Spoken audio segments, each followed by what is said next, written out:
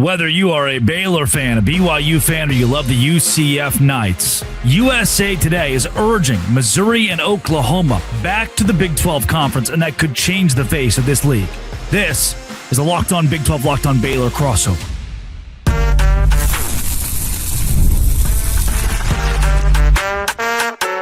You are Locked On Big 12, your daily podcast on the Big 12 Conference. Part of the Locked On Podcast Network, your team every day.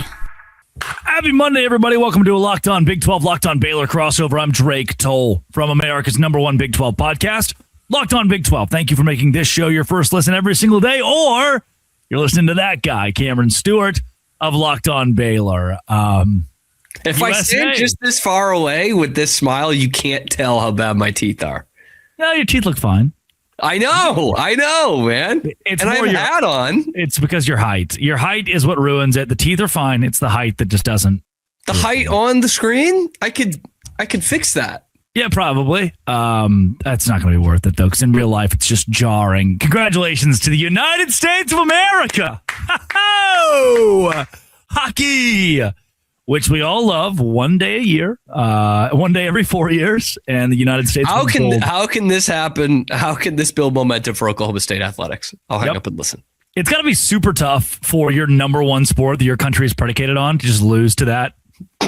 Losing that to the United States, where no child has access to hockey, where like it's impossible to play. Once would be tough. So bad. Twice though. We'll start Missouri and Oklahoma to the Big 12. Back to the Big 12. Actually, it's USA Today that is pushing that propaganda that might be real. Then basketball this weekend. Holy Kansas. Whoa. BYU, the Baylor Bears, TCU in the NCAA tournament alongside UCF. Possibly we'll get to all of that. And then finally, we'll end today's show with local terrorist Darren Peterson, who is burning down orphanages across the Sunflower State. Dick Vitale says it's not awesome, baby. Cut him from the team. It's destructive, baby, with a capital D. Have some pretty serious thoughts on that Darren Peterson situation. If you hit subscribe, we get to keep our jobs. This is crazy, actually. My boss sent me this link and said, hey, you need to cover this.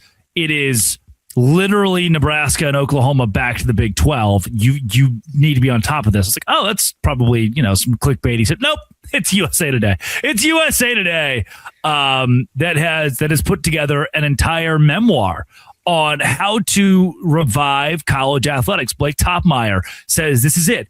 Shrink the SEC and put the Big 12 back together. It's time for Nebraska and Oklahoma to rejoin that conference, to restore OU, Nebraska, Colorado, Nebraska, Kansas, Missouri. Bring Missouri into the fold like this as well. Those three schools should be Big 12 programs. And look, Cam, Nebraska has sucked since they left the Big 12 conference.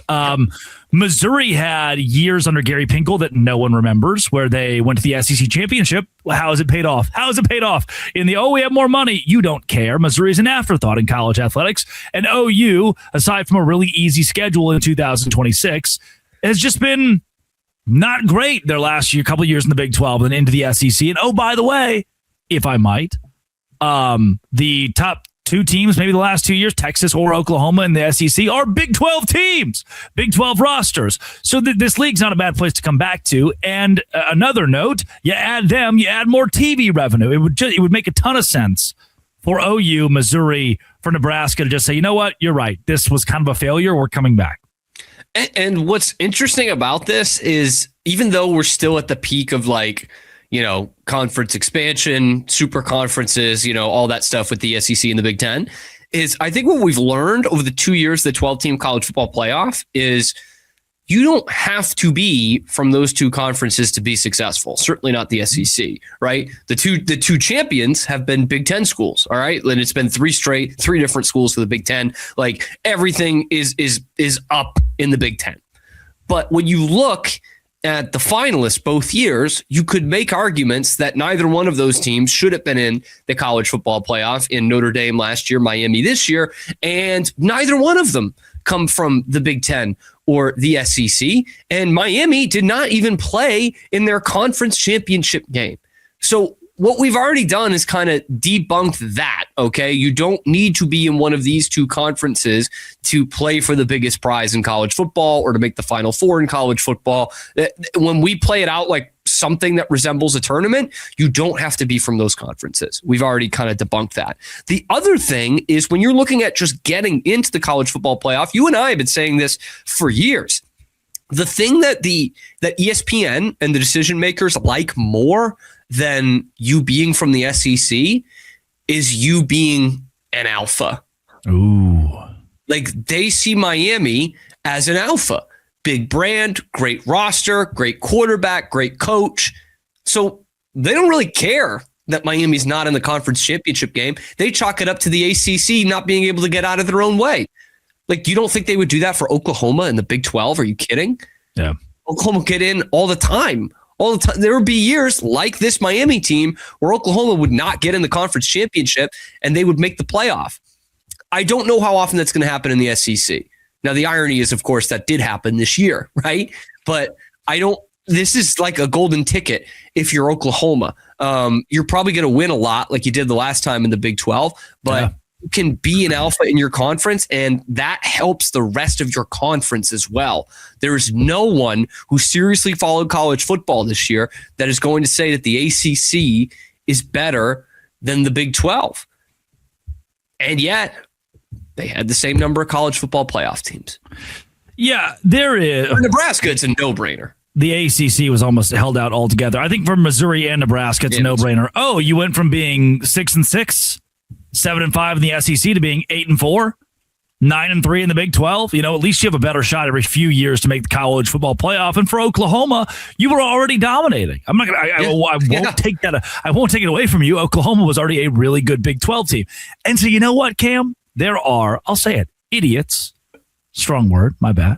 Whoa. There are idiots who are fans of Missouri or Oklahoma or especially Nebraska that are hearing this like, oh yeah, well, it's backhanded if you think our teams suck, but we would come to the Big 12 and we would win. That just means the Big 12 is bad. No. That's not what I'm saying is not necessarily that, Oklahoma's so good they're going to dominate the Big 12. But they did.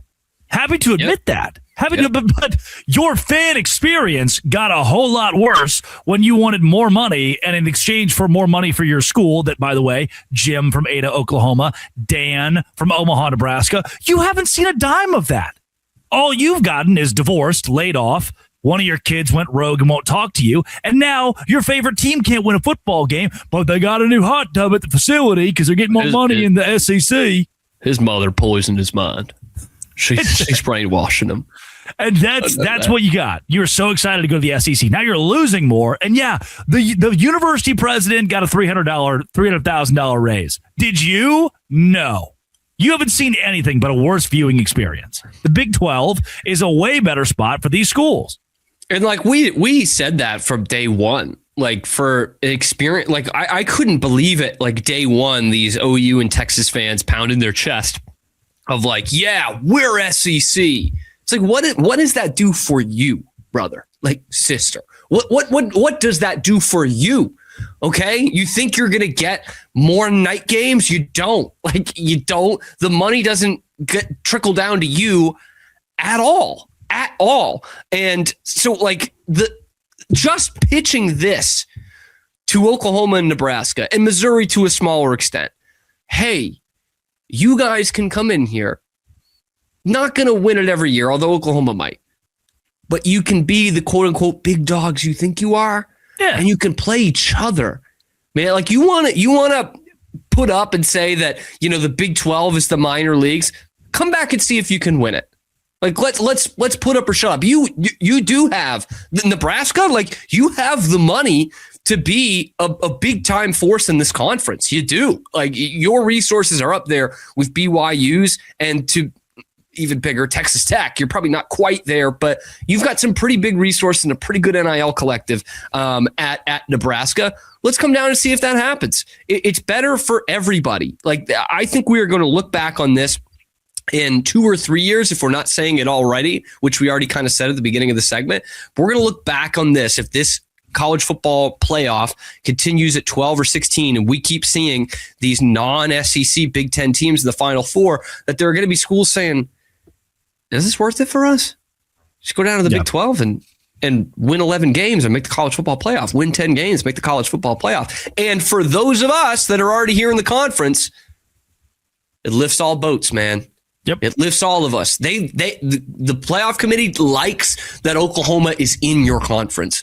If you beat them or not, if you're better than them or not, if they suck, like they just like that Oklahoma's in your conference.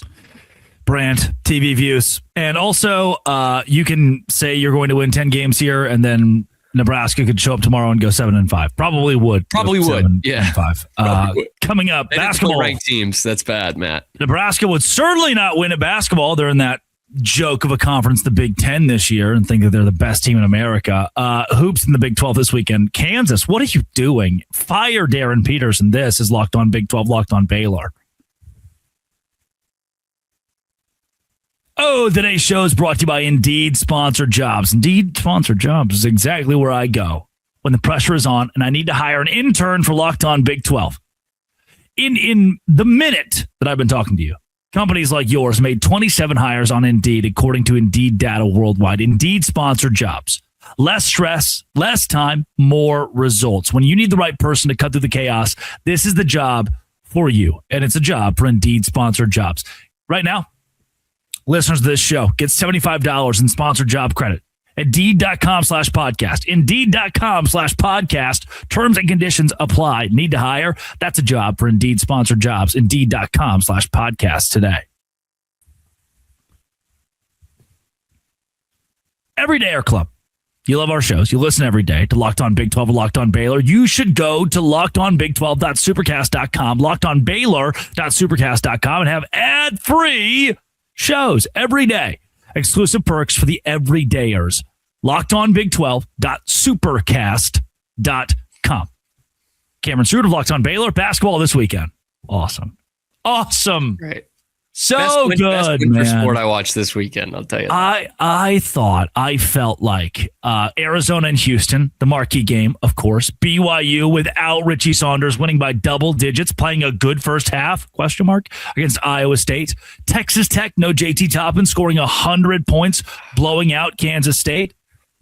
The Baylor Bears winning a game. TCU and UCF being in the tournament, but past all that. Storyline number one. At Fog Allen Fieldhouse, 84-68. Cincinnati dominates Kansas down the stretch. Not going to save Wes Miller's job. Shouldn't. Bill Self said post-game that he had just lost to an NCAA tournament team. Wrong. Incorrect. No, not a real thing. Yeah. I'm not going to go doomsday red button against Kansas. We'll talk Darren Peterson later. But this is also still really bad for the Jayhawks. Hey, I want to take the focus 1 second on Cincinnati. Oh, okay. Okay. Because when I wake up in the morning on a game day, I say, Cincinnati's playing today. Yep. I go, Super Bowl. Kansas State, Baylor, we're good. Yep. Cincinnati's here. They're playing. Cincinnati, I have anointed this weekend the most frustrating team in the Big 12. Okay. Baylor and Kansas State, trust me, they've got their own issues, and they've got plenty. But the fact that Cincinnati could do something that nobody has done at Fog Allen in 50 years, they punked them, man. They crushed them down the stretch. And to know that everyone but Bill Self knows that they are not an NCAA tournament team is crazy. They have beaten Kansas on the road. They beat Iowa State at home. This is like in between protests. This is in between Wes Miller, like going up to the fans after the game, being like, I see that you're pissed. You should be pissed. We stink. Like that's in the same season. That's in all in like a same month, man.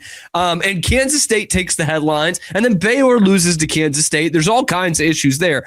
But if you're a Cincinnati fan, you're like, you gotta like grab the fat kid's face like in Billy Madison. Like, what is going on here? What is happening? Why can't we just turn this into a good basketball team?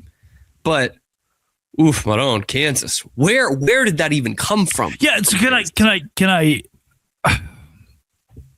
this would never have made sense in 2018. Okay? There was never a time in 2018 where a just okay, kind of hapless TCU would have gone on the road to Allen Fieldhouse and won. There was not a time in 2016 where Bruce Weber and a decent Kansas State 7 seed went on the road and won at Fog Allen, or a who was the guy at Oklahoma State that coached? He was bald, got kicked out of that one game. Mike Boynton. There was never a 15-13 Mike Boynton team that walks into Allen Fieldhouse and wins. There was never an 18-12 Baylor team that was a 6 seed in the tournament that went in there and won. Baylor, not in Lawrence. As great as they've been for the better part of the last decade, they've won in Lawrence one time ever. That was on CBS at noon, by the way. That was awesome. They ended the game on a 12-0 run. It was so awesome. 2020. Yeah. Do you want to speaking of runs here? I've got him today for sure. I definitely had him watching that 3-on-3 overtime. Oh, mama, don't you cry. Yeah. USA Hockey do or die? USA Hockey's do or die. West Virginia falls apart. Put it in the glass. 17-5 run late in the game for TCU. They could be an NCAA tournament team. West Virginia. That was kind of whoever wins this game, in my opinion, goes to tourney. We still have plenty to play, time to play here, but that's what it felt like in my brain. UCF should squarely be in the tournament. Baylor's got still a ton of work to do. You probably have to win. Is West Virginia the 4th team on the Mount Rushmore of frustrating Big 12 teams? God, man, maybe but every year, dude, their last few seasons have been just borderline bubble, frustrating bubble. I don't throw them a bone, right? It's an entirely new roster and a new coach. When Baylor was good, they would go play those teams in West Virginia on the road and shoot 55 combined free throws, and it was just gross. Yeah. They love to muck it up. Under Huggins, they did it. Under whoever the guy was last year, they did it.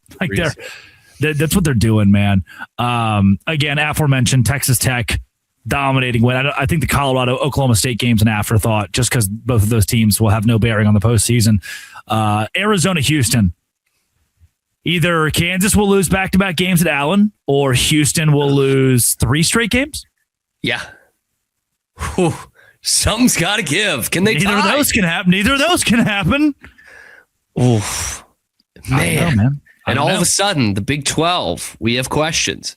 If this was happening in football, there would be all these think pieces about how the Big 12 can't have more than one team in the CFP. Right. Up to this. That's why I love basketball. Whereas over across the country, BYU and Iowa State play, and your favorite, Robert Wright III, my guy, played 40 minutes, scored 6 points, and had 4 assists, but played 40 minutes and actually is good at defense, did pretty well on defense. Only took 8 shots in his 40 minutes. And then AJ DeBonsa. Talk about my guy. 40 minutes. Yeah. Also, I'm going to bury the AJ DeBonsa for a bit because we'll talk a lot about him during the Darren Peterson conversation. But BYU just knocked off what I think to be, I'm going to say it's controversial for sure, but I think Iowa State, I have them right now going the furthest in March Madness. Arizona's young. They're the best team on their best day in the Big 12. The best team on the best day in the Big 12, okay? Mm-hmm. Tournament format, March, I want Taman Lipsy, Milan Momcilovic. I want Joshua Jefferson as a complement to that and experience. I think Iowa State might have the best 3rd and 4th options. Okay, so past the big, because everybody's got a big 3. Yeah, I struggle with Iowa State because every time I think they're going to make a deep run, they don't. Right? Yeah. And if we're talking deep runs, it's been a long time since they made a deep run. And they something happens and they're out in the round of 32 or in the Sweet 16. But I'm kind of with you on that point though. I think if Kansas can figure out the Darren Peterson situation, which again, we'll talk about in a minute, they are that good, but they clearly have not figured that out, and it is late February. So, we're running out of time. Tech would have been the other team, and obviously not anymore. Houston, Uzan. I like Sharp. Houston a lot. Yeah, I do like Houston. If I had to put money down on it, I'd probably have Iowa State going farther. I do too. That's what I'm saying. So I think they're just the experience, the age. Iowa State, Houston was there last year, so I've confidence. They're two Final Four teams. Houston and Iowa State are my top two in the Big 12. But BYU without Richie Saunders. No, man. Just won by 10 against one of my favorite teams in the Big 12. I know. I'm still like kind of selling, but that's crazy. I sold last week. The second I'm out on BYU, and now they're like, oh, by the way, AJ DeMonts is the best player in college basketball. Oh, I forgot about that. Oops. Where's Baylor factor into this? My bad. They go the furthest in the crown. Yep, they can go the furthest in the CBI. That's what that is. Does that still exist, or is that did that become the crown? I don't know. Can we get some fact checkers on? This is why we need the intern. Coming up, Darren Peterson. Screw you. Sorry, that's harsh. Don't actually screw him. But bad situation. Locked on Big 12, locked on Baylor. Hola. Como te llamas? Today's show is brought to you by Mazda. Mazda is the car. It's the vehicle. It is class. It is patience. It is drive. It's moving the game forward for those who show there's more to the score than what's on the screen. Dog. My game changer, my bar raiser this week, AJ DeMonts. The extra work off the court, every detail dialed in, giving it the extra fire that I never quit. We put the same passion into every model. Highlights make the reel. What it took to get there makes it count. There's more to a Mazda, just like there's more to AJ DeMonts, and because there's more to you with Mazda. Today's show is also brought to you by FanDuel. FanDuel is exactly where I go any and every given week. In the National Basketball Association. Ever wanted to experience the NBA Finals live and in person? FanDuel's giving you that chance. Here's how it works. Use your profit boost on any NBA future, and you're entered for a shot to win an NBA Finals trip for two. That's right. Flights, tickets, the whole experience. Now, not only can you put your pick cash, but it could also send you to the finals. Visit FanDuel.com to get started. Use your profit boost on an NBA future. Get entered for a chance to win a trip to the NBA Finals. Play your game with FanDuel. The official sports betting partner of the NBA is FanDuel. I am mad at Darren Peterson. I saw a Facebook post. Some people in the comments were saying it was AI. Didn't look AI to me. He was napalming a small village in Puerto Vallarta, and I was upset. He hates puppies. Mm-hmm. He has, on record, destroyed multiple orphanages. Yep. Rooted for Canada the other day. And whoever you voted for president, he voted for the other one. Yeah. All of that for legal purposes, facetious. Darren Peterson, similar to Frankie McDonald, has not been anywhere near Puerto Vallarta. Very clear. Ball knowers know. However, Dick Vitale would like to tell you, sometimes a divorce is good for everyone involved. Which, in a vacuum, great statement. That's great statement from Dick. Yep. Yeah. Cam's seen it firsthand. I firmly believe divorce needs to happen now with Kansas hoops. The Darren Peterson soap opera needs to end. It has to be a nightmare for all involved. So sad as Darren's talent is off the charts. There was the picture of Darren's team huddled together and him very far away from the huddle. They had canceled him out of the huddle. Now, could it have been while he was checking in during a timeout? Maybe. The picture had 10,000 likes, so no one wants context. Context doesn't matter here. Think someone took that picture. Yeah. I knew exactly what happened and just posted it anyway. I do kind of love that. Yep. Journalism be damned. That boy could tweet. And jokes aside, Bill Self's fed up with it. Yeah. It seems like the team is fed up with it. He's the guy who shoots a three, makes it, and tells the coach, I want to sit down now. Please take me out. If I'm an NBA scout, this is the biggest piece maybe of how this impacts Darren Peterson. If I'm an NBA scout, I don't want that. Now, Cam, you've watched a lot of pro sports, right? Sometimes, yeah. And scouts don't care. There's still some idiot scout for the Kings or whatever is going to draft you because, good at basketball. Happens every year. There's that guy who just is a chode. He just sucks. And you know what? you draft him. Why? Because he's the best player in the draft. But the more we see, actually see of Darren Peterson, he's a stud. He's great. He's a star. Oh, dude. But I'm not taking him top 3. This is I think Dick's right. This is hurting Kansas. It's a big gamble, I would say, to take him in the top 3. Skill-wise, not at all. I love watching this kid when he plays. He's as smooth a freshman as we've seen in years. I mean, even smoother than Cooper Flagg, in my opinion, who is a terrific player. But just it looks like old school basketball from 10 years ago because he shoots 2s as well as 3s. I love watching him play, but you never know when he's going to play. And yeah. I did see somebody talking about it the other day, and now I can't remember who it was, of course, so I'll just take it as my own take. He's got to explain this in interviews with NBA teams. And I don't know that any answer is going to make a franchise that is picking in the top 5 say, that's what our franchise needs. That's what our franchise needs to build around. Either he just bagged his year of college basketball and checked it off because he had to do it and is really focusing on the pros. And you think, okay, when's he going to check out on us? Because we're not going to be good next year. So when's he going to check out on us if he's checking out of the University of Kansas? Or B, he is a gallant warrior and he has fought through all of these. And then we're going to double your game workload and quintuple your travel. And let's see if you don't get all these injuries and these illnesses.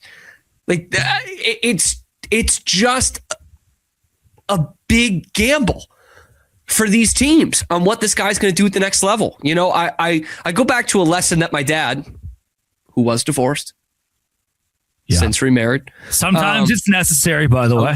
He'll tell you, especially him. He'll tell you. He had a great lesson for me once. There was an NFL quarterback who I will not name because it might upset my fan base, who allegedly went to another team and offered up some state secrets from his old team. And my dad said, if you do that at a job, never, ever, ever do that. Because then your new company thinks, when is he going to sell us out? You know, if Darren Peterson just goes into this interview with the Kings or the Wizards and says, yeah, I was ready to be here. I was ready to play for you guys. Kansas, I didn't need that. I just went because I had to go. But this is what I'm here for. Then your GM is thinking, okay, when's our expiration date? You know, what if we are 12-30? Then what? Are you checking out? Are you making up injuries? Are you telling Quinn Snyder that I want to get out of the game? You know, or whomever these lottery tanking teams coach is? It is a real mess. This is not just media fodder at this point. And I guess to Dick's point, Kansas is a better team with Darren Peterson out there, but to some degree, this has to be exhausting of not knowing night to night what availability you're going to get out of them. Not to expose you, but was Dick, not me. It was kind of messed up when Jarrett Stidham went to Auburn and exposed all of Baylor's secrets, just in case they played. Shut up. Not to remind all the Baylor fans how devastated they were when DeQuan Finn took the playbook to Miami of Ohio. Yeah, when Gus Malzahn knew exactly what it had a firearm inside the binder. Who was oh no! Who was the 2016 interim, 16 interim? Jim Grobe. Yeah, when Gus Malzahn had all of Jim Grobe's secrets, must have been devastating. Or that early Matt Rule 1-11. Walker White bringing Hugh Freeze's. That team would have been 0-12 had Gus Malzahn not shared all those secrets with Les Miles, or had Gus Malzahn shared those secrets with Les Miles. Would have been 0-12. I think overall. Les Miles here. You're not saying it. You see it? You're eating grass? Yeah. Yeah. Wearing your hat like that, eating grass. Same color, kind of. Hold on. Fernando Rodney here. Wait. Don't tell me. Ken Griffey Jr. here. Oh, good. Yeah, could have been better. Good. Mike Piazza's 2006 Oakland A's baseball card here. Hold on. Sixth inning, the Hampton softball team's down 6-3 to Lehigh. Just a rally cap. You really could have just done Ernest, man, with that one. Yeah. I'm Ernest going to camp here. Vern. I didn't realize there's so many. I didn't realize I had a lot of possibilities, man. Yeah. I'm a mail carrier. I'm in the winter and I just need the flaps. There's a lot going on with that hat, actually. That's Cameron Stewart, Locked on Baylor. You have two hats here? I got a helmet. Yeah, all right. But that could get off the rails if I started doing people. Oh, wow. You should start naming football players. Oh, Major Bowden. I actually do have my John Spring. Oklahoma assistant strength and conditioning coach, Rockland, Massachusetts native Dante Vasquez here. On behalf real story, by the way. How about that? Vagisil. What? I said chode earlier. I just Googled it and yeah. Not I don't know. I didn't know that it was a phallus. Yeah. It says vulgar insult for a contemptible person, jerk or loser. Yeah. My dad says sphincter a lot. Yeah. For just like that is like to him which like is, a rotten person. Which is in your throat. There's a sphincter. There's two of them. Throat. Yep. You have like 7 total in the body. Now what? It's Cameron Stewart. But you didn't know what a chode was. Try that on the radio. See if that works. I think you can get away with that. I think so. The way I said it was fairly normal. I don't think anybody's going to check me on that, hopefully. If you made it this far in the show, you like the show. You don't want the show to end. One true champ. One true champ. Ball is tipped. There you are.